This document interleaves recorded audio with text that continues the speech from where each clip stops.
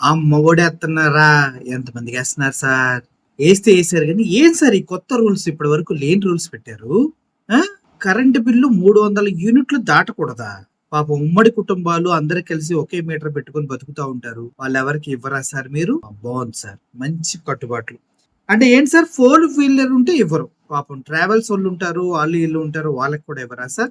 వాళ్ళకి కొంచెం ఇవ్వండి సార్. అంటే సిటీలో అయితే 12,000 జీతం ఉన్నా వాళ్ళకి మీరు అమ్మఒడి, అది మీరన్న తల్లికి వందనం ఇవ్వరు.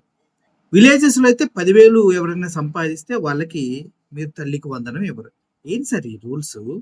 అంటే కంపల్సరీగా తెల్ల రేషన్ కార్డ్ కావాలంటగా? మరి ఇయన్నీ ఎలక్షన్ ముందు చెప్పలేదేంటి సార్? వితౌట్ ఎనీ రూల్స్ అందరికి ఇస్తామని చెప్పారేంటి?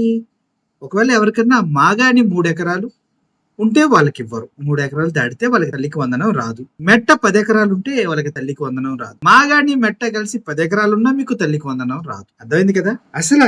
మీకు మీ తాతలు సంపాదించిన ఆస్తో, మీ నాన్నలు సంపాదించిన ఆస్తో ఒక 1000 అడుగుల్లో ఇల్లుంటే మీకు తల్లికి వందనం రాదు.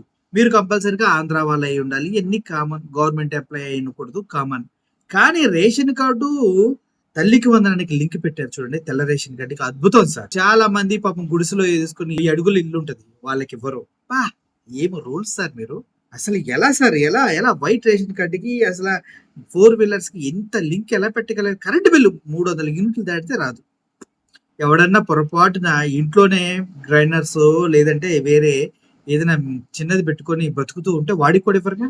అసలు ఎంతమందికి ఇస్తారు మీరు ఈ లెక్కన? అంటే ఎవ్వడికి ఇవ్వడం ఇష్టం లేదు మీకు. అంతే కదా! Super sir. అదిరిపోయింది.